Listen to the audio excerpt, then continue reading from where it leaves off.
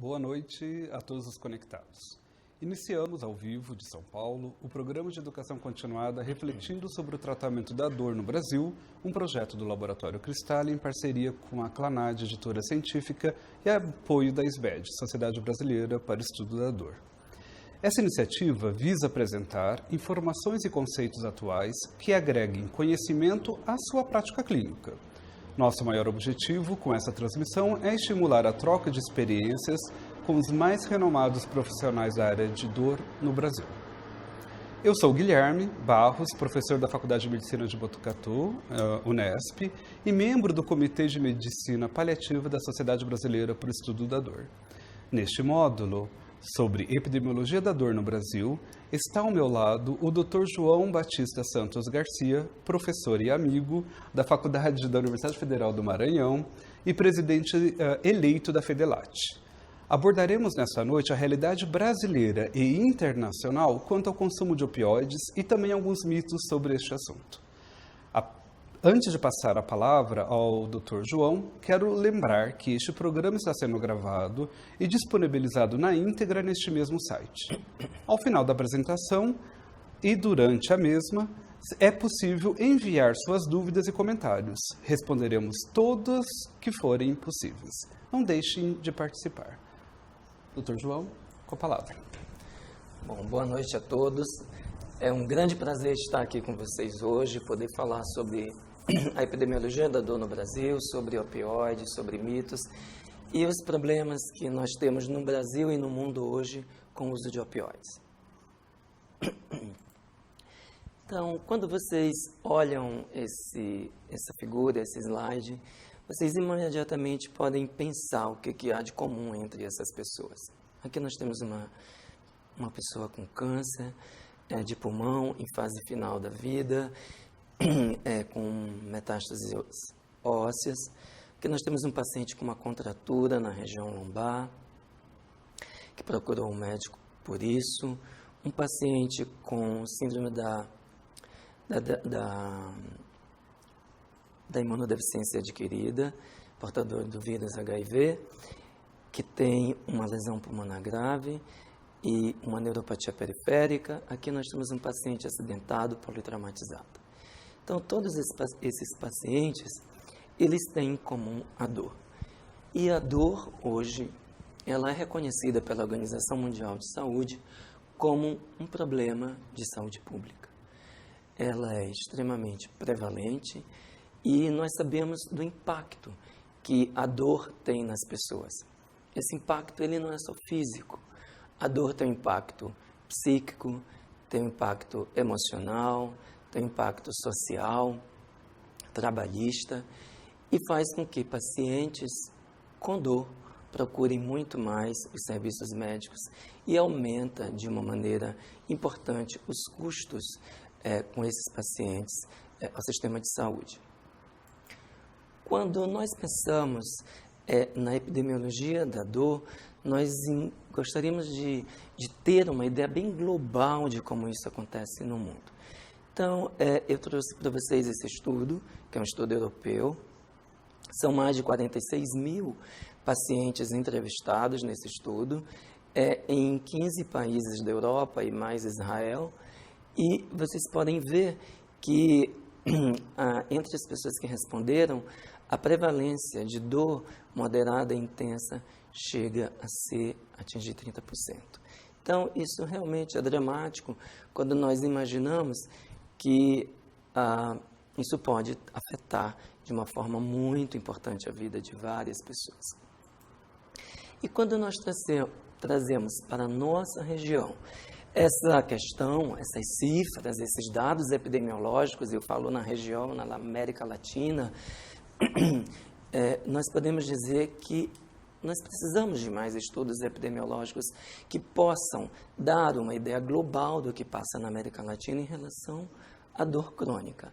Porém, nós temos alguns estudos, como um estudo no México, que avaliou a prevalência de dor crônica em 27%, um estudo colombiano, que avaliou a prevalência em 31%, e no Brasil, nós temos alguns estudos epidemiológicos importantes, que avaliaram a prevalência de dor crônica e que varia entre 28,7% no estado de São Paulo a 42% em São Luís. Então, aqui nós podemos ver que dentro da nossa realidade, especialmente aqui na América do Sul e no Brasil, nós temos algo muito prevalente e que, por si, então, esses números já nos falam da importância de discutirmos sobre dor e avaliarmos e tratarmos adequadamente. Entretanto, apesar de nós termos uma prevalência alta da dor no nosso país e na América Latina e em outras partes do mundo, a dor tem continuadamente sido subtratada. Isso é uma realidade, nós temos inúmeras publicações sobre isso. Esse estudo, esse slide, eu trouxe uma força-tarefa desenvolvida pela Associação Internacional para o Estudo da Dor, a IASP, em 2009, em países em desenvolvimento e alguns países subdesenvolvidos também. Uma das perguntas feitas foi exatamente quais são as barreiras para um bom manejo da dor no seu país. E aqui o Brasil está incluso, vocês podem ver aqui no mapa. E entre as principais respostas, vocês podem ver que a falta de educação na área de dor. Então, nem todas as nossas universidades abordam esse assunto de maneira sistemática, como disciplinas obrigatórias. E isso faz com que muitos profissionais saiam sem o devido aprendizado específico para o tratamento da dor, para a avaliação da dor, para o reconhecimento de dor crônica. E também das síndromes dolorosas agudas, claro. Um outro problema que tem para o bom manejo da dor é o medo de vício com os opioides, e um outro são políticas governamentais adequadas, fortes, dirigidas para o manejo da dor. Então, realmente, isso são dados importantes. Nós temos no Brasil determinações governamentais para o manejo da dor crônica, mas muito ainda nos falta avançar em relação a isso. Em relação ao medo de opioides, isso passa pela o que nós chamamos de opioignorância, a falta do conhecimento, a falta da educação nos bancos universitários e depois também na pós-graduação em relação ao tema. Então, a disponibilidade de opioides é uma barreira importante para o tratamento da dor. Isso ocorre, é multifatorial. Então, nós temos em vários locais uma disponibilidade realmente menor de opioides, um acesso menor dos pacientes. Imaginem o Brasil com as dimensões continentais, com cidades pequenas espalhadas por todo esse país e mesmo na América Latina, conseguir ter acesso a essas medicações, que são medicações chaves para o tratamento de dores de forte intensidade, moderada a forte intensidade. A deficiência também em uma boa relação entre prescritores e reguladores. Muitos temores e conceitos errôneos. Então, novamente, vem a questão da opioignorância, de não entender muito bem para que servem os opioides, como manejá-los, e leis e regulações restritivas. Temos muitas restrições para que os opioides sejam disponibilizados e mesmo prescritos pelos médicos. Então, vale a pena lembrar do papel central que tem os opioides no manejo da dor. E eles são realmente muito prescritos.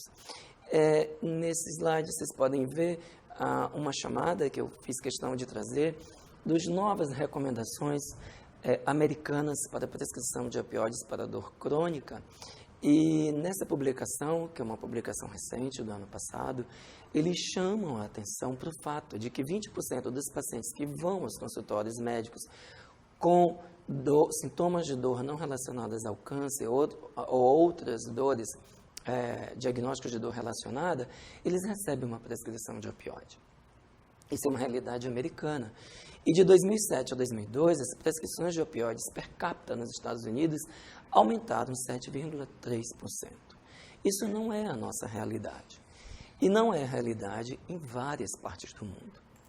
O que nós temos hoje são dados extremamente discrepantes em relação ao que ocorre nos países de baixo e médias receitas ou sub e em desenvolvimento em relação aos países desenvolvidos. 92% dos opioides consumidos no mundo são consumidos pelos países desenvolvidos. E 8% do consumo de morfina fica para os países em desenvolvimento ou subdesenvolvidos.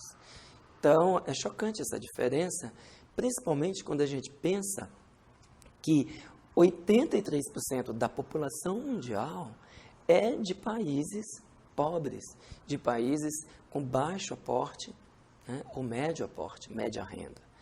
E só 17% seria desses países, seria a população dos países desenvolvidos.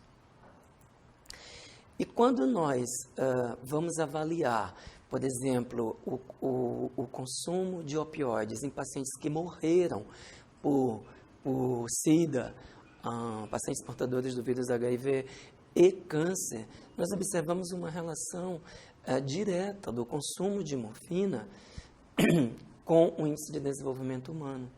Então, países com maior índice de desenvolvimento humano costumam ter, para esses pacientes, mais opioides prescritos. E com isso nós imaginamos que possivelmente eles morram com menos dor do que os pacientes de países com baixo índice de desenvolvimento humano. Esse estudo que vocês estão vendo agora é um estudo muito importante porque ele foi patrocinado pelo Board Internacional de Controle de Narcóticos, foi publicado no Lancet ano passado e vários dos autores eles fazem parte desse Board Internacional. E a ideia era mapear e fazer uma atualização do consumo de opioides no mundo, em várias regiões do mundo, e analisar o que está impedindo que determinadas regiões consumam menos opioides do que outras. Como metodologia, eles utilizaram a dose definida diária de morfina, né, de opioide, com finalidade estatística, que eles chamaram de SDDD, por dia, né, de analgésicos opioides. Então, esse SDDD seria, então, a medida utilizada para unificar o consumo de opioides. E eles viram isso em várias partes do mundo em 2 períodos, de 2001 a 2003 e de 2011 a 2013. E o que eles observaram foi que houve um aumento realmente do consumo de opioides em algumas partes do mundo, eu vou mostrar isso mais à frente, mas na África, na Ásia, na América Central, no Caribe, na América do Sul, onde nós vivemos, e na Europa Oriental e Sudeste Europeu, o consumo de analgésicos opioides continua muito baixo.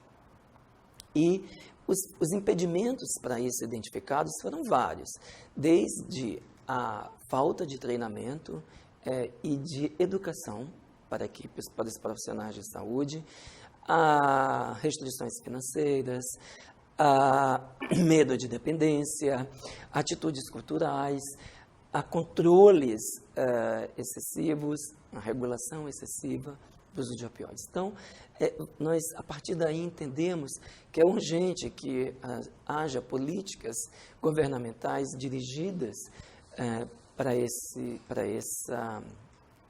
fim de melhorar o consumo de opioides nessas regiões, não só dos governos, mas de todas as instituições que estejam envolvidas, governamentais ou não governamentais, com o tratamento da dor. Então, vocês podem ver aqui nessa apresentação Aqui nós podemos ver a disponibilidade média de opioides no período de 2001 a 2003, e vocês vão ver que o consumo no Brasil e na América Latina, de uma maneira geral, bem como na África, e aqui vocês vão ver também um pouco da Índia, da Ásia e a Europa Oriental, né? Aqui também a Ásia, vocês vão ver que o consumo ele é baixo, nem sempre atinge 200 SDDD, que é um consumo mínimo considerado por esse grupo. Em contrapartida, nós podemos ver os Estados Unidos, o Alasca, o Canadá, a Austrália e a Europa Ocidental com um consumo bem adequado. Quando nós passamos, então, 10 anos, né, olha o que aconteceu.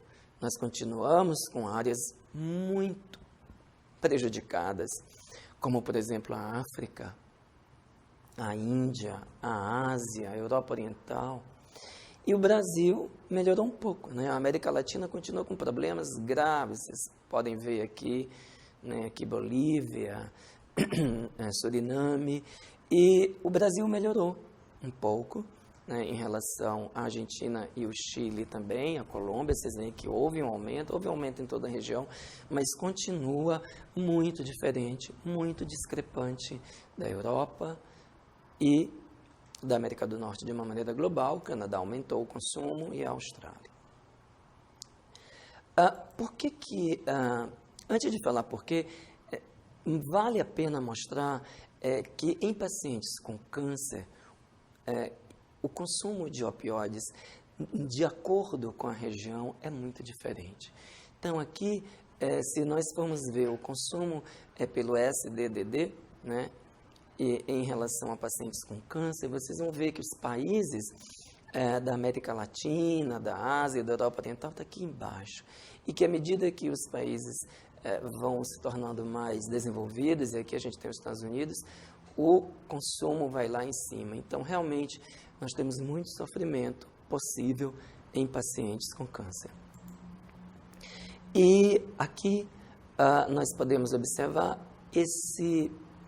essa média de consumo.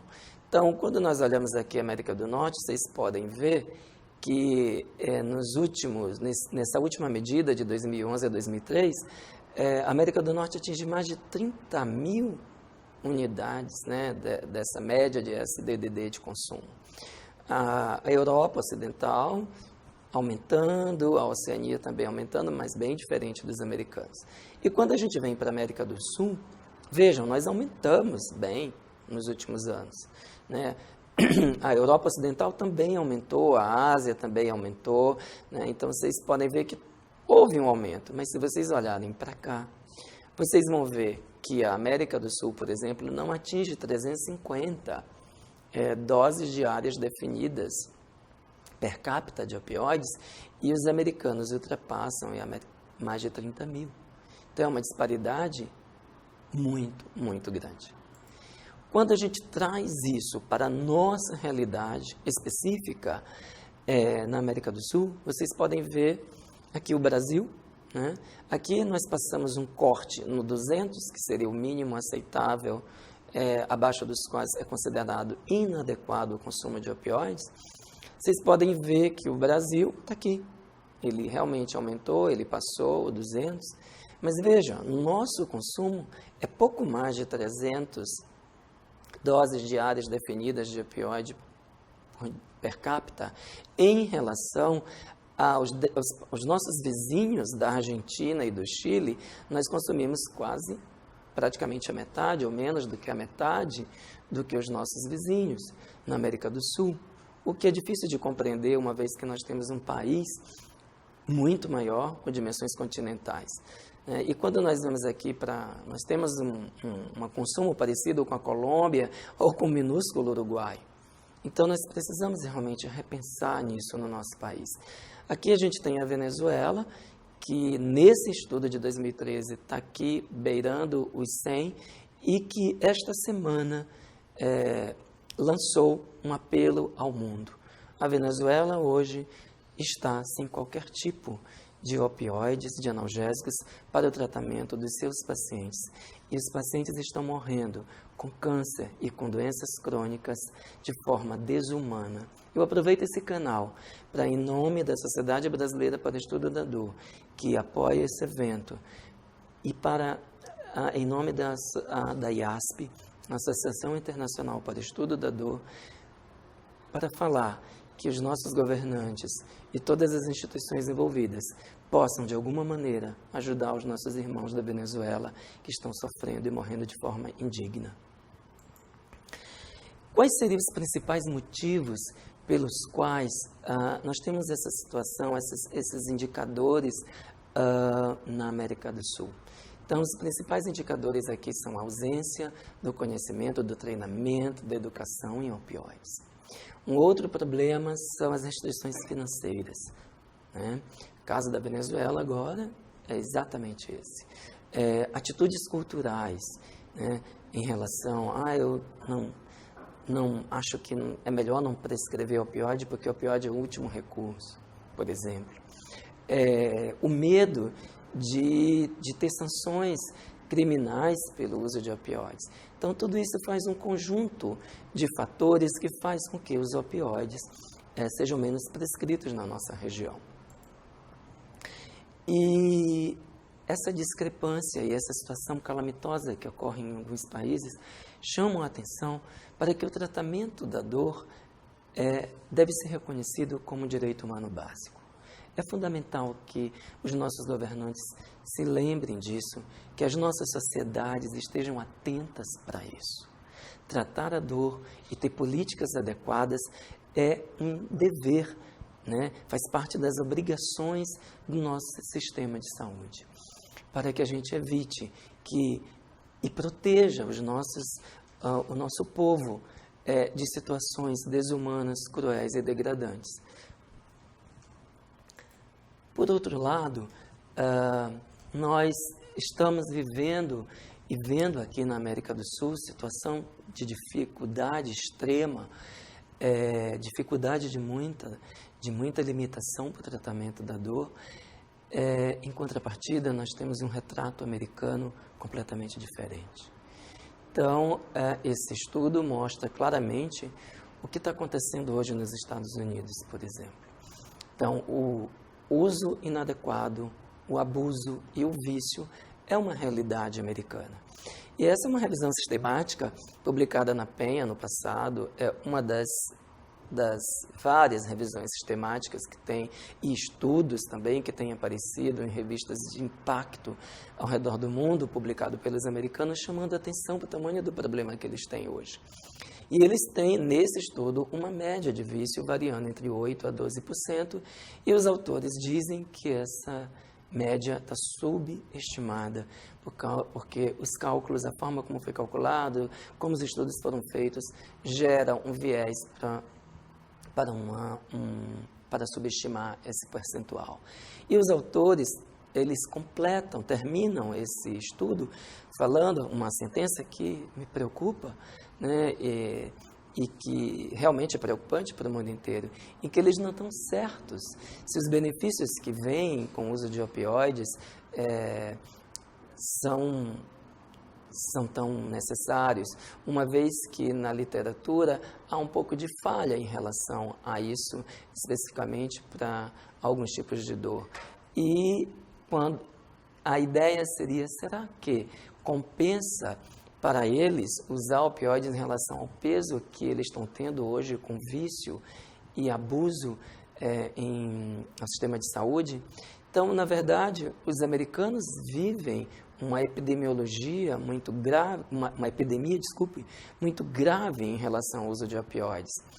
Porém, essa guerra em relação ao uso de opioides, ela precisa ter um equilíbrio. Nós não precisamos de extremismo. Nós, no Brasil, em vários países, como eu acabei de mostrar, estamos longe disso. Nós vivemos uma realidade diametralmente oposta a isso. Nós temos subtratamento, pessoas com câncer morrendo, como eu acabei de falar, bem aqui na Venezuela, e mesmo em nosso país, subtratadas pela falta de opioides. Então, o que nós precisamos é de um balanço, é de um equilíbrio, para que o pêndulo realmente da guerra contra o abuso não vá para a opiofobia de uma maneira tão grave como hoje nós vemos nos Estados Unidos, no Canadá e também na Austrália. Cabe-nos entender essa questão, o que passa nesses países e aprender com essa experiência e poder fazer uma história diferente. Ilustrando essa diferença de opinião e de realidade, eu trouxe esse estudo, que é um estudo europeu, em que os autores avaliam o uso essa epidemia de opioides padocrônica não relacionada ao câncer. E os autores falam claramente que a epidemia de opioides nos últimos 10 anos é um fenômeno da América do Norte e não é um fenômeno que ocorre na Europa. E que seria interessante estudar o que está acontecendo realmente para que nós não tenhamos a reprodução disso nos outros continentes e nos outros países. E eles então terminam esse estudo chamando a atenção, como vocês podem ver aqui embaixo, para o uso adequado dos opioides em indicações específicas, como, por exemplo, o tratamento da dor crônica por osteoartrite, o tratamento da dor lombar, o tratamento da dor neuropática, onde há suporte da literatura atual. Ainda chamando a atenção para a América do Sul, eu achei interessante, bem válido, trazer esse dado, que é um dado atual de 2015, é o último dado que nós temos do Grupo Internacional de Controle de Narcóticos no Mundo, são os dados para a América do Sul. E o principal prevalência de abuso de drogas que nós temos na América do Sul, ela continua sendo de cannabis, da maconha. Então, depois a cocaína, e seguida por anfetaminas e estimulantes, e 0,3% por opioides. Nós não temos na América do Sul um abuso comum, por exemplo, de heroína, que puxa muitas vezes o consumo de opioides. O nosso maior problema hoje continua com maconha e cocaína. Então, isso nos faz poder respirar e pensar uma maneira de ter um crescimento ordenado, adequado, com monitorização dos nossos pacientes e indicação precisa para o uso de opioides. Eu também fiz questão de trazer esse relato, que são do sistema de informações sobre mortalidade, que é o SIM, que é um sistema que é levado, os municípios fazem esse relato e ele é disponível através do Ministério da Saúde. E o que nós temos aqui é que até 2012, que foi o último relatório que eu consegui achar, é que o maior número de mortes causadas no Brasil pelo uso de substâncias é pelo álcool, né? Seguido pelo fumo, pelo tabaco, depois vem substâncias psicoativas e, em quarto lugar, nós temos a cocaína. Então, vocês podem ver como está essa distribuição.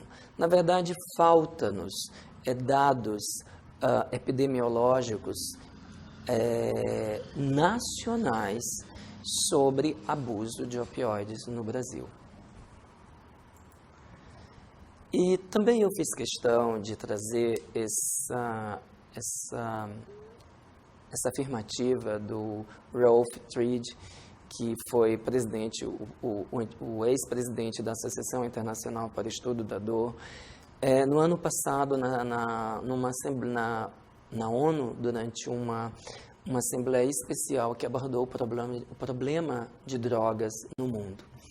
E a IASP foi representar principalmente a questão dos opioides.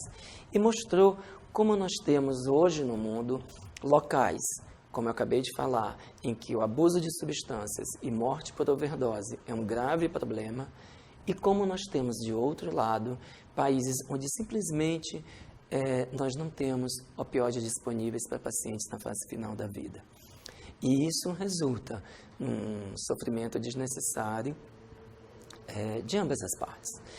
É importante, então, o presidente da IASP falou que nós alcancemos um equilíbrio e possamos achar um ponto para conseguir resolver os dois desafios.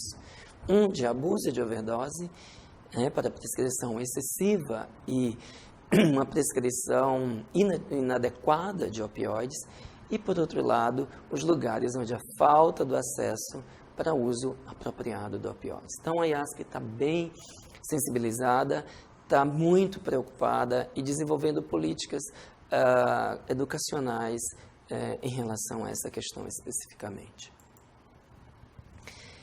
E em relação ao board, ao grupo de controle de narcóticos internacional, quais são as conclusões e as últimas recomendações que eles fazem para os países em relação ao consumo de opioides? Então, eu trouxe 8 principais recomendações. Então, a primeira seria reduzir a regulamentação que traga excessiva restrição à disponibilidade de opioides. Por exemplo, a dificuldade em conseguir ter uma receita especial. Facilitar o acesso a áreas rurais, por exemplo, nem todo lugar tem uma vigilância sanitária fácil, onde você possa, por exemplo, adquirir um receituário especial para prescrever opioides. Aumentar o período de validade das prescrições, que é de 1 mês. E às vezes o paciente não consegue, em 1 mês, ter o acesso. Criar formas de reembolso para as medicações de uma maneira mais global. Hoje a gente já tem algum tipo de reembolso para pacientes com câncer, em alguns planos seguros de saúde, mas isso não é global para todos os pacientes do país. Treinar e educar os profissionais de saúde na prescrição de opioides de uma maneira correta, racional, em que você possa prescrever de maneira o mais acertada possível o opioide, utilizando toda a potencialidade do fármaco, e ajude então a evitar abuso, uma vez que você possa fazer um segmento adequado desses pacientes, que você possa monitorar esses pacientes da melhor maneira. Promover e implementar programas de educação ao público leigo, a fim de evitar estigmas e mitos em relação aos opioides. Não é infrequente, nós que trabalhamos com dor e com cuidados paliativos, ver pacientes no final da vida, à beira da morte, não quererem utilizar morfina porque acham que morfina vai fazê-las morrer mais rápido. E familiares evitando que seus entes queridos utilizem opioides por isso. Então, nós precisamos melhorar isso, nós precisamos implementar isso no nosso país.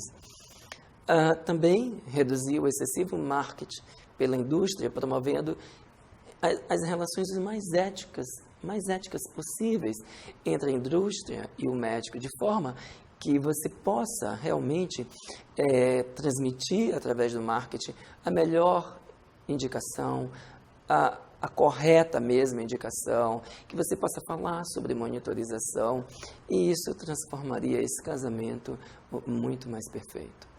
E, por último, apoiar campanhas para evitar o abuso, e encorajar a participação de médicos e da própria comunidade farmacêutica em medidas para o uso racional destas substâncias. Assim, eu acho que nós podemos ter um consumo de opioides adequado, como é o que nos parece o consumo na Europa Ocidental, sem uma epidemia de abuso e de mortes por opioides. E eu queria completar essa parte da minha apresentação mostrando esse editorial que foi publicado em dezembro do ano passado, de 2016, na Pain Medicine, e foi escrito pelo Dr. Daniel Carr, que é uma pessoa muito especialista, muito conhecido no mundo inteiro, e é o editor da revista, em que ele mostra o caso de uma mulher que teve, vocês podem ver, uma amputação traumática de falanges distais, da mão, E essa foi logo reparado, feito o tratamento cirúrgico, e o médico prescreveu para ela ibuprofeno e acetaminofeno, né, paracetamol, para que ela comprasse na prateleira da farmácia, sem receita médica. Isso mostra claramente que o pêndulo realmente caiu para o lado, né, na direção de evitar opioide a qualquer custo, independente da intensidade da dor, da fonte de dor. Isso nos assusta, isso nos chama a atenção e nós realmente precisamos estar atentos para que nós não cheguemos a isso, que nós possamos realmente encontrar um equilíbrio entre a compreensão, o entendimento, o mais adequado possível de como prescrever opioides em nosso país. Bom, e agora, na segunda parte dessa apresentação, eu gostaria de falar alguns mitos em relação ao uso de opioides. Bom, então, o primeiro mito é a administração de opioides por via oral não é tão efetiva. Isso é muito comum.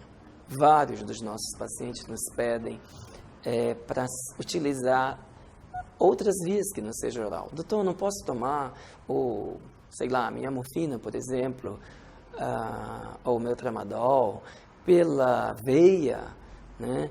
Então, ou pelo músculo, seja qualquer outra via que eles considerem melhor e mais rápida. Então, isso é um mito e nós precisamos conversar com os nossos pacientes para que isso facilite a adesão deles ao tratamento, porque a via oral, ela é a via recomendada como preferencial para a administração de opioides pela Organização Mundial de Saúde. Quando foi criada a escada analgésica da Organização Mundial da Saúde na década de 80, para combater o problema da dor no câncer, a via oral foi, desde então, recomendada exaustivamente. E nós sabemos que há uma disponibilidade boa desses fármacos pela via oral e que nós podemos titular as doses adequadamente para que o paciente alcance um nível analgésico adequado e o efeito analgésico seja atingido. Um outro mito é que se você faz uma analgesia, se você usa o opioide e você não consegue uma analgesia adequada, você deva descontinuar o uso destes fármacos. E, na verdade, não é bem assim. Nós precisamos ir titulando lentamente a dose dos opioides para que a gente possa deixar os nossos pacientes livres de dor, né? E isso pode demorar algum tempo. O ideal é que nós façamos essa titulação em doses baixas, incrementais, evitando e diminuindo o percentual de efeitos adversos, tá? Um outro mito é que se o paciente é intolerante a um opioide, ele será intolerante aos demais, e aí eu não posso mais utilizar o opioide. Então, o meu paciente ele é intolerante à codeína, eu não posso usar tramadol, ele é intolerante a tramadol, eu não posso usar morfina, ou metadona e morfina, enfim. Então, isso é um mito, né? Porque a intolerância a um opioide não exclui o uso de outro agente. Nós temos uma resposta individual e nós devemos, né, em uma situação de intolerância, fazer um rodízio, né, a rotação de opioides. Quando nós fazemos a rotação de opioides, nós podemos diminuir efeitos adversos, nós podemos melhorar a qualidade da analgesia que nós não obtivemos com o opioide anterior. Nós podemos diminuir a interação medicamentosa também, e com isso nós vamos ter uma prescrição melhor para os nossos pacientes. Um outro mito é o meu paciente sempre vai precisar de doses mais elevadas porque vai ocorrer tolerância. Então, eu vou começar com essa dose de opioide, mas já eu vou estar com uma dose bem grandona de opioide, doutor, não vou conseguir tomar. E muitos profissionais de saúde também pensam isso, não é só o paciente. Então, na verdade, pode ter um bom controle da dor durante semanas, meses, com as mesmas doses de opioide, tá? E isso pode mudar Claro, quando há progressão da doença, quando a dor piora por algum motivo, e aí sim você vai ter que aumentar a dose, ou às vezes, como eu falei no slide anterior, fazer uma rotação, um rodízio de opioides, se assim for necessário. Um outro mito, os opioides estão bem indicados para a dor no câncer. No entanto, isso não se aplica à dor crônica não relacionada ao câncer. Então, realmente, mundialmente, os opioides são conhecidos para o tratamento da dor no câncer e também para o tratamento da dor aguda de forte intensidade, né? Porém, para o tratamento de outras dores, isso não é tão detalhado como se esperava. Mas a verdade é que os opioides podem ser utilizados, sim, na dor crônica não oncológica. Isso é aceito, é referido na literatura. As recomendações internacionais para uso de opioides para dor crônica não oncológica trazem os opioides de uma forma seletiva, ordenada e falando em que situações podem ser usadas, né, em que seleção de pacientes pode ser usada. Então, realmente é um mito dizer que é só para o câncer. Um outro mito é que a morfina e os opioides fortes são indicados apenas para pacientes no final da vida. A morfina seria o último recurso. Então, isso é um mito grande, né, e bem disseminado. Os opioides, na verdade, eles são fármacos que podem controlar a dor de intensidade moderada a forte em qualquer momento da doença. Inclusive em doenças que não ameacem a vida, como, por exemplo, uma cólica nefrética. Eu mesmo já fui ao pronto-socorro e precisei tomar morfina para o controle de uma dor por uma cólica nefrética.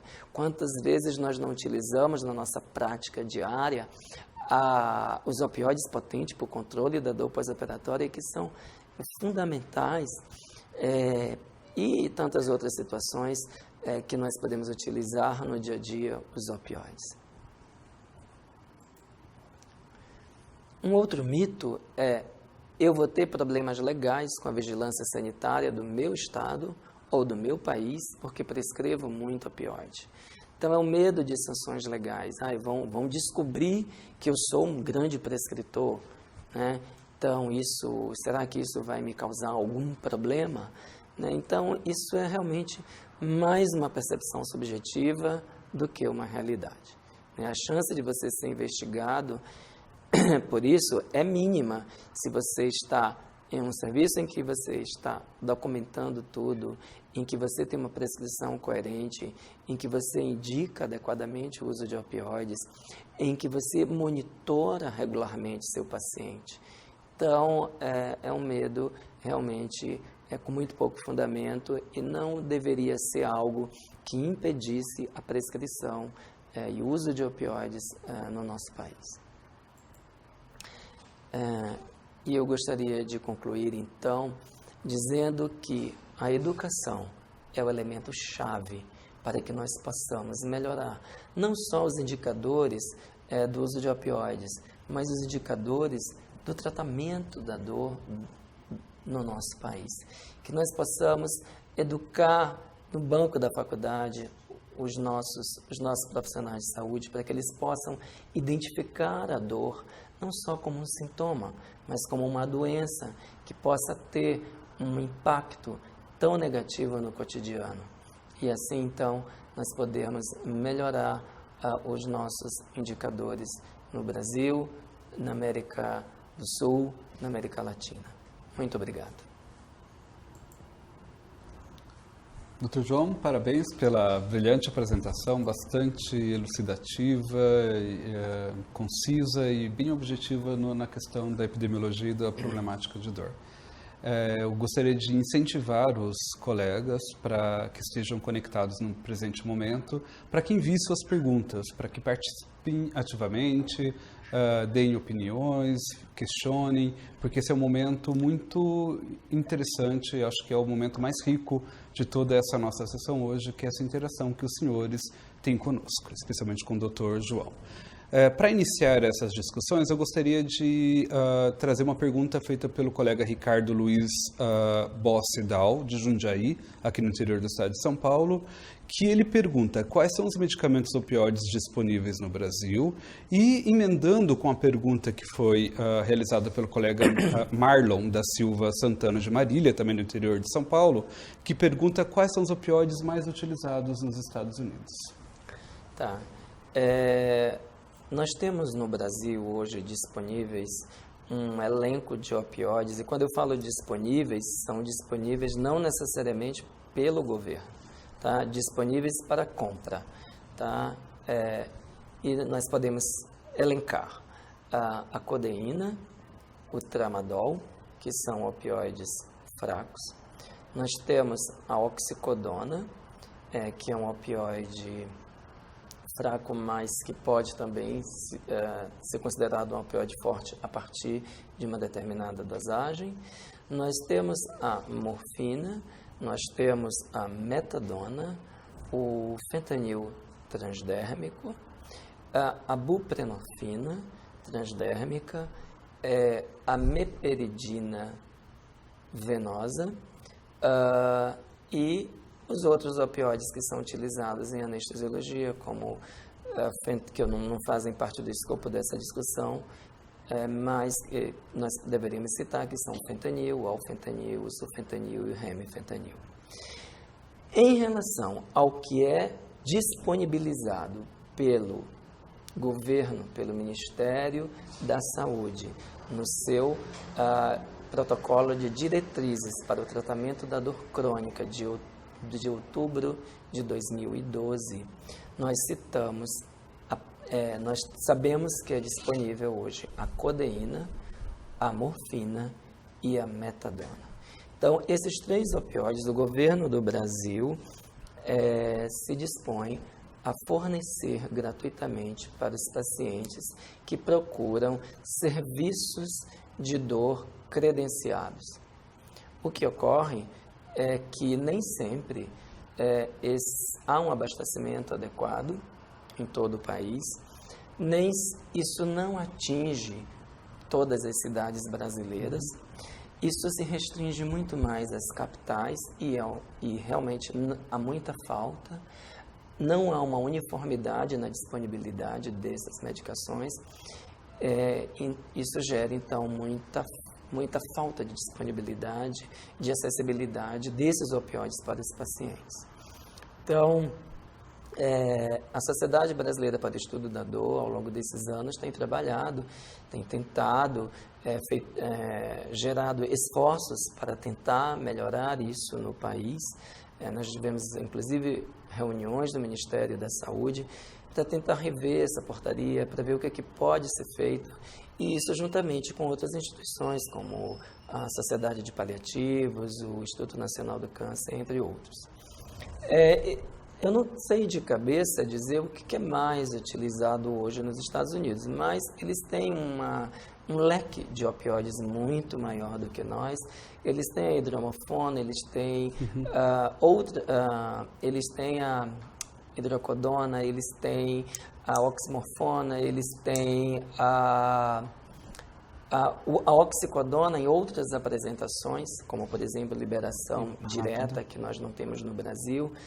Então, acaba que eles têm um elenco muito maior, né? E com isso, muito mais disponibilidade.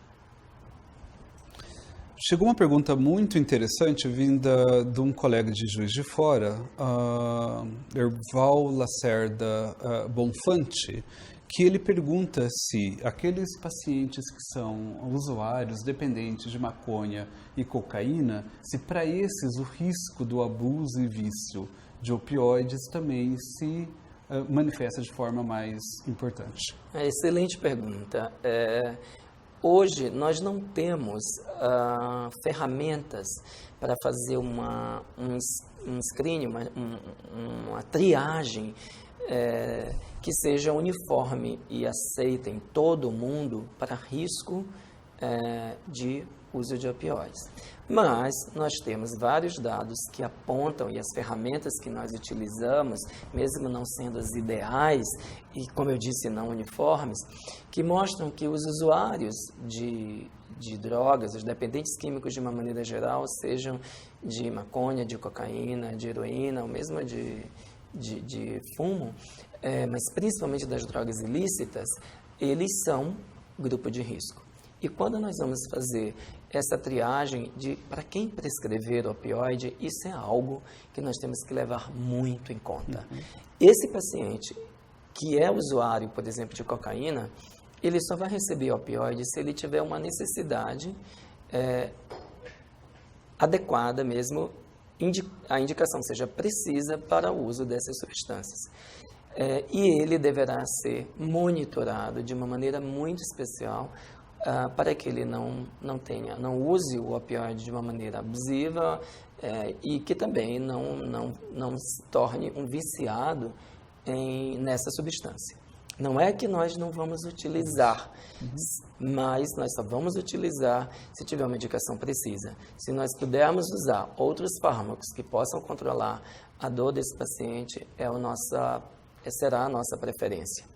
E esses pacientes usuários, eles também vão precisar de mais pessoas para ajudar. Nós precisamos de uma equipe multiprofissional, nós precisamos da psiquiatria, nós precisamos de um apoio psicoterápico para esses pacientes, para que a gente possa fazer um tratamento o mais dentro das recomendações internacionais. E sempre que possível envolver um especialista em dor. Sempre. Esse é o tipo de paciente que não pode ser conduzido por um não especialista, porque o risco de ter problemas é muito maior, o risco de perder esse paciente, de ter um desfecho desfavorável, aumenta quando você não tem um especialista comandando essa prescrição e essa conduta. Perfeito. Chega uma pergunta também bastante interessante de Marialva Guimarães Bastos, de Niterói, no Rio de Janeiro, na qual ela pergunta quase que um mito, né? Pergunta se existem riscos adversos específicos esperados na população mais idosa quanto ao uso de opioides. Sim. Nós temos alguns riscos na população idosa, principalmente relacionados a dados farmacocinéticos. Então, nós temos como para todos os fármacos, a metabolização, a eliminação no paciente idoso, principalmente no extremo etário, ela é lentificada. Então, nós temos que ter um cuidado especial para ver como é que está função renal, metabolização hepática e, fundamentalmente, o que ocorre num percentual enorme de pacientes geriátricos, que é a polifarmácia. Então, esses pacientes, em geral, usam muitos outros remédios e a chance de ter interações com os opioides é grande e você precisa estar atento para isso, porque você pode ter, então, a potencialização de sedação, você pode ter mais constipação, você pode ter, enfim, vários efeitos adversos podem ser potencializados. Porém, não há uma contraindicação formal de utilizar opioides em pacientes idosos. O que necessita é uma adequação, uma posologia personalizada, individualizada e uma atenção a essas questões de polifarmácia, de interação medicamentosa, de eliminação de fármacos. Ótimo. Essas são questões que vão ser abordadas futuramente, inclusive nas próximas apresentações aqui nesse evento. Por isso eu queria fazer uma pergunta especificamente sobre o que a gente acabou de discutir, né, que você acabou de apresentar.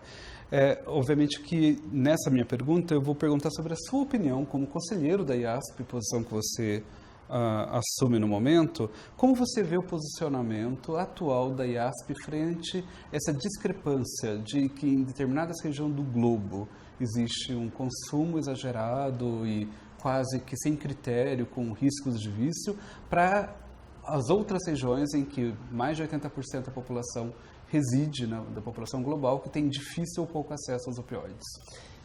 A IASP está muito preocupada com isso E, como eu mostrei, aquela representação na Assembleia da Organização das Nações Unidas, que o último presidente foi, e, mais objetivamente, a IASP criou, Guilherme, uma força-tarefa para tentar analisar a questão do uso de opioides no mundo.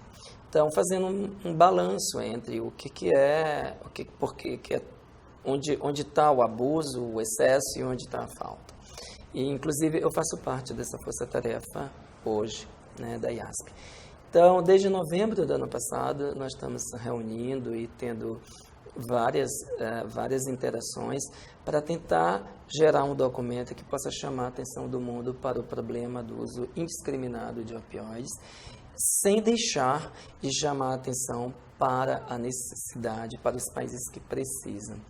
Então, é um grande desafio isso, porque nós vivemos nesse grupo, por exemplo, tem eu do Brasil, que representa a América Latina, tem uma pessoa da Índia, que vive um problema gravíssimo, nós temos outra da Ásia. Então, nós conseguimos fazer um relato de situações muito diferentes.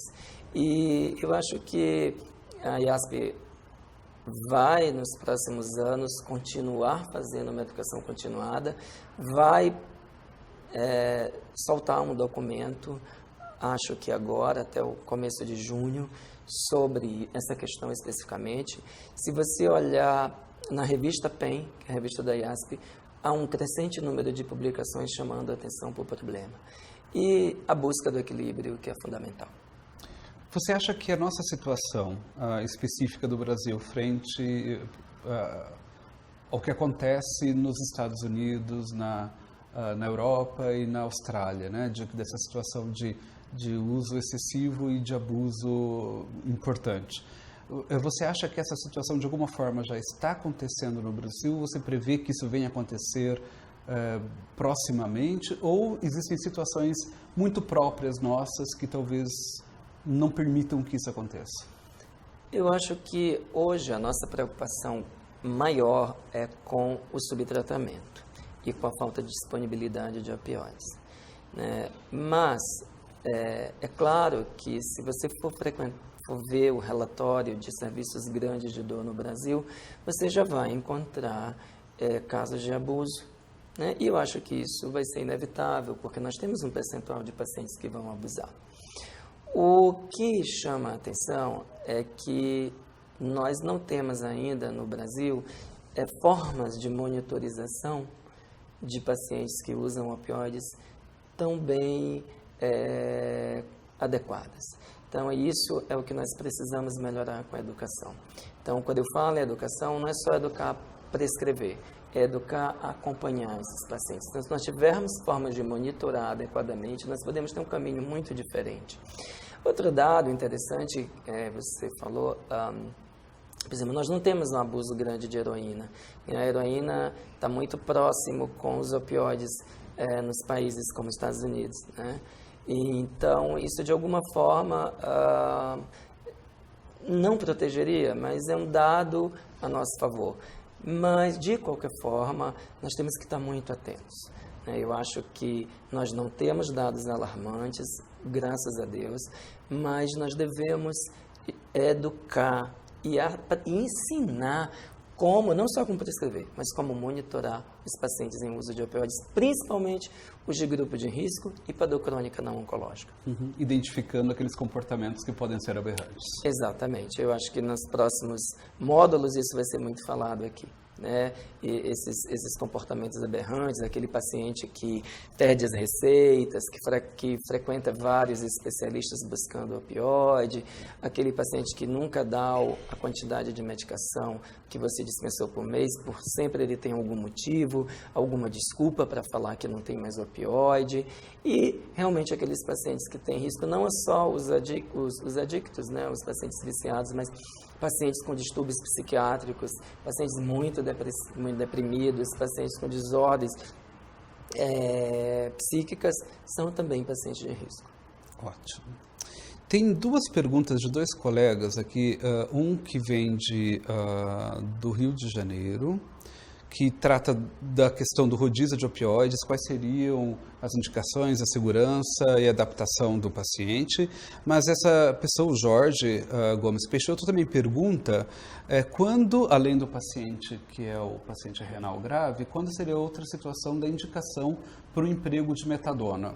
Da mesma forma, pergunta o André Messina, que vem de Mogi das Cruzes, aqui em São Paulo, que quais seriam os cuidados na prescrição de codeína no paciente renal crônico. Tá bom. Isso tudo vai ser muito bem abordado nos próximos módulos de farmacologia específica dos opioides. Então, os colegas vão poder acompanhar isso de uma maneira bem adequada. Eu vou voltar. A primeira pergunta é sobre a metadona, né? Então, a metadona é um fármaco muito utilizado no Brasil e utilizado no Brasil para o tratamento da dor, né? O que é uma realidade diferente de países como, por exemplo, Estados Unidos, onde a metadona é muito mais utilizada para pacientes dependentes químicos, para o tratamento da abstinência, da dependência química, do que como, por exemplo, para o tratamento da dor. Então, a metadona ele é um fármaco singular, porque ele, além de agir nos receptores Mi dos opioides, ele tem uma ação em outros receptores, principalmente o receptor N-metil-D-aspartato, que é um receptor que está relacionado à sensibilização central, à cronificação de processos dolorosos e à dor neuropática. Então, isso transforma a metadona em um opioide bem atraente para situações como essas. E nós temos utilizado a metadona nessas situações. Há uma certa preferência da metadona quando nós estamos diante de um paciente com dor neuropática. Mas vale a pena ressaltar que a metadona ela é um opioide com várias características farmacológicas específicas que vão ser discutidas aqui. Eu não sei se é você que vai discutir. Eu vou falar sobre efeitos adversos. Então, e uma das... o Dr. Durval. Durval, possivelmente. E uma das questões é a forma de eliminação da metadona. Ela tem uma meia-vida longa, ela tem uma tendência acumulativa e muitas vezes isso pode estar associado a mais toxicidade. Então, a metadona ela precisa de um certo treino, né? O especialista está mais habituado a prescrever metadona, quem não é especialista tem dificuldade, porque não é como morfina que você vai titulando e aumentando a dose, né? A metadona, muitas vezes, você tem que retroceder e reduzir a dose. E em pacientes nefropatas e hepatopatas, realmente ela tem uma segurança maior em relação à morfina.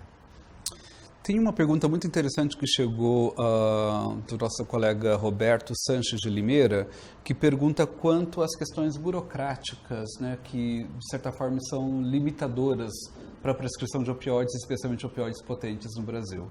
E daí eu aproveito e faço um questionamento meu, que, na sua opinião, qual seria uma maneira que você julgaria adequado para que houvesse um controle, porque o controle tem que existir, né, na prescrição, mas que fosse menos burocrático, de mais fácil acesso para todos os colegas médicos no Brasil? Essa é uma questão muito importante, né? Se você for ver, muitos médicos não prescrevem opioides porque não têm os receituários especiais para prescrever opioides. Então, e por que não tem? Primeiro, porque não sabe quais são os receituários. Segundo, porque não sabe onde pega os receituários. Terceiro, realmente tem uma burocracia para isso. E nem todo lugar tem um local da vigilância sanitária que possa dispensar o receituário. Então, eu imagino que um estado como o Amazonas, por exemplo, você tenha dificuldades enormes, né, para ter um receituário em lugares longe, né, longe da capital. Eu posso falar do meu estado, o Maranhão, em que se você for as duas maiores cidades do Maranhão, você consegue o acesso fácil. Mas se você for para outras cidades do interior, os médicos que lá trabalham, eles não têm muito acesso a isso. Então, eles teriam que se deslocar, às vezes, até para a capital ou para cidades maiores para adquirir esses formulários. A grandes distâncias, deve dizer, né? Exatamente, a grandes distâncias. O outro problema é que são vários formulários. Então, talvez a padronização de um formulário único fosse, para opioides, de uma maneira geral, fosse uma ideia. A facilitação realmente da aquisição desses receituários pelo médico, uma forma como que ele pudesse imprimir, fazer online, talvez. Como o receituário B, né, o azul. Exatamente, e que isso ele pudesse fazer remotamente do seu consultório, entrando no site específico.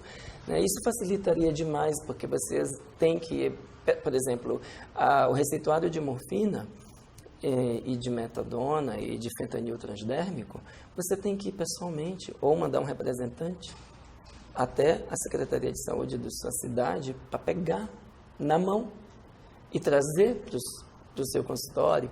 Então, isso dificulta muito. Então, eu acho que essas questões, elas precisam ser avaliadas pelas nossas autoridades. O controle, ele precisa ter, tá? É obrigatório ter o controle. É obrigatório que tenha restrição, mas ela não precisa ser excessiva e com tantos entraves. Tem uma pergunta muito interessante também, que veio do colega Marco Antônio Kitayama Cervantes, de Jales, aqui também no interior de São Paulo, vizinho lá quase da minha cidade, que ele pergunta sobre o oxicodona especificamente, sobre se esse é um opioide que tem menos risco de desencadear vício. E daí eu aproveito para perguntar qual você consideraria entre os opioides disponíveis no Brasil aquele que você teria receio em prescrever? Ou aqueles, se você assim julgar? Perfeito, boa pergunta. Na verdade, a oxicodona é um opioide como qualquer outro opioide, né? E que pode causar dependência da mesma forma e vício da mesma forma que a morfina ou que a metadona, enfim. Não é um opioide que tem menos risco. O que existe hoje com a oxicodona é uma apresentação que nós ainda não dispomos no Brasil de que eles chamam protetora do vício, porque você não consegue quebrar o comprimido e daí aspirar o conteúdo e se injetar ou cheirar, inalar, que é o que se faz muito com o comprimido. Na América do Norte, por exemplo. Principalmente nos Estados Unidos, onde teve um boom enorme do abuso da oxicodona. Né? E como eles têm oxicodona lá de liberação rápida, então, e o acesso era muito mais fácil, isso contribuiu para a epidemia. Em relação a algum opioide que eu tenha restrição, eu tenho sim, Guilherme. Eu tenho restrição à meperidina. Eu acho que a meperidina, eu sempre digo em todas as minhas apresentações pelo Brasil afora, e hoje eu vou dizer aqui mais uma apresentação que eu considero a meperidina um dinossauro passeando pelas nossas ruas, completamente fora do contexto. Um fármaco que tem um décimo da potência da morfina, que tem uma eliminação exclusivamente renal, que pode se acumular e levar à toxicidade para o sistema nervoso central, que pela sua grande lipossolubilidade tem um pico de ação muito rápido e uma curva de decaimento muito rápida, gerando picos e vales no tratamento da dor e com isso a necessidade de novas drogas, novas doses, com isso um controle inadequado da dor. E é o opioide que mais está relacionado a vício entre todos os opioides que nós dispomos. Então, por tudo isso, eu realmente não recomendo o uso da meperidina para o tratamento da dor. Opinião compartilhada por mim. Tem uma pergunta que vem também de um vizinho meu lá, que fica a 100 quilômetros de Botucatu, que é Bauru, do Marcelo Facim, que pergunta sobre os opioides disponíveis no Brasil, se existe algum que seja mais seguro para a prescrição e se é possível esse tipo de comparação. É uma pergunta um pouco capciosa, na verdade, né? Qual que você elegeria? Não, é difícil. Olha, cada opioide tem as suas individualidades. Como eu acabei de falar, a metadona, por exemplo, é um opioide que tem uma meia-vida longa, que você precisa estar muito atento na titulação. A morfina já é mais fácil de titular. A codeína é um opioide de potência menor e que você consegue titular mais fácil, da mesma forma que o tramadol, mas todos os opioides, como todos os fármacos, têm potencial de complicar. É claro que as complicações, elas são mais comuns com os opioides mais potentes. Ótimo. Tem uma pergunta interessante que diz respeito, que vem de Loren Pemper, de Lorena, também aqui no interior do estado de São Paulo. Conheço a Loren de Lorena. Sabe que o interior de São Paulo tem peso aqui assistindo a gente, né? Que gostaria de saber sobre o uso de opioides no Brasil, especificamente na situação de dor neuropática. E aproveito para perguntar para você, porque a gente falou muito de educação e essa pergunta que ela acabou de dizer tem muito a ver com educação, né? Qual é a sua opinião sobre os currículos das faculdades de medicina hoje no que se refere a contemplar o tema de dor? Excelente. Então, vamos primeiro para a dor neuropática, tá? Então, em todos os guidelines, as recomendações internacionais, vocês vão encontrar a recomendação de que podem ser utilizados opioides para o tratamento da dor neuropática. O que aconteceu nos últimos anos é que ele passou de segunda linha para terceira linha, né? Então, os opioides potentes. Na verdade, primeira linha para o tratamento da dor neuropática estão os anticonvulsivantes, os antidepressivos, e aí entre os tricíclicos, os duais, entre os anticonvulsivantes, os gabapentinoides, e em segunda linha, o tramadol aparece como segunda linha, mas porque ele tem um mecanismo misto, não é puramente opioide, mas os opioides potentes, como morfina, como metadona, oxicodona, outros, eles vêm como terceira linha hoje por causa do potencial de abuso. Então, como uma recomendação, isso veio muito fortemente do Canadá, dos Estados Unidos, por conta da epidemia do uso de opioides inadequado. Qual que é a sua experiência? Eu utilizo no paciente que não responde ao tratamento de primeira linha, de segunda linha, ou um paciente que chega para nós com muita dor e que você vai demorar um pouco a titular os medicamentos de primeira linha, eu utilizo opioides por um período curto de tempo e para que eu consiga reduzir a intensidade dolorosa. Em relação aos currículos das nossas faculdades, não só de medicina, mas de enfermagem, de todas as áreas afins de saúde que tratam da dor, nós temos uma realidade ainda muito longe da ideal no nosso país. Nós não podemos dizer que a dor como disciplina obrigatória não é uma realidade comum. Eu posso falar para você que na Universidade Federal do Maranhão, onde eu trabalho, onde estou docente, eu demorei muito para conseguir fazer com que a dor fosse uma disciplina obrigatória. E a gente conta nos dedos as disciplinas, isso também aconteceu com a medicina paliativa. Isso a gente pode contar nos dedos as faculdades onde isso é obrigatório. E nós precisamos mudar isso. Nós precisamos colocar a dor e também os cuidados paliativos como disciplinas obrigatórias em que todos os alunos tenham acesso, que entendam a dor como um fenômeno, não um fenômeno isolado que acompanha uma síndrome, mas que a dor pode se transformar em uma doença. E em relação a isso, a IASP está trabalhando muito. E nós vamos testar agora os CIDs da dor crônica como doença no mundo. Então está bem avançado isso, mostrando que a dor é uma doença que precisa ser tratada, que tem várias particularidades. E causa grande desconforto, diminui a qualidade de vida. Exatamente, que precisa de muitos profissionais. Custos elevadíssimos, absenteísmo ao trabalho. Né, e que isso pode ser muito melhor tratado quando nós somos educados desde a universidade. Dr. João, foi um prazer enorme, foi extremamente interessante essa oportunidade, aprendi muito, espero que os colegas também tenham aprendido, então quero agradecer ao Dr. João pelas discussões e todos os colegas conectados pela atenção e grande participação. Esperamos que este tema tenha contribuído para a sua atualização profissional, como foi muito enriquecedor para mim também. Conforme informado no início dessa apresentação, este programa foi gravado e estará disponível na íntegra neste mesmo site. Novamente, passo a palavra ao Dr. João para suas considerações finais. Eu quero falar para vocês que foi um prazer falar de opioides e de dor crônica aqui nesse programa. Eu espero que vocês possam acompanhar essa educação continuada. É uma iniciativa muito louvável.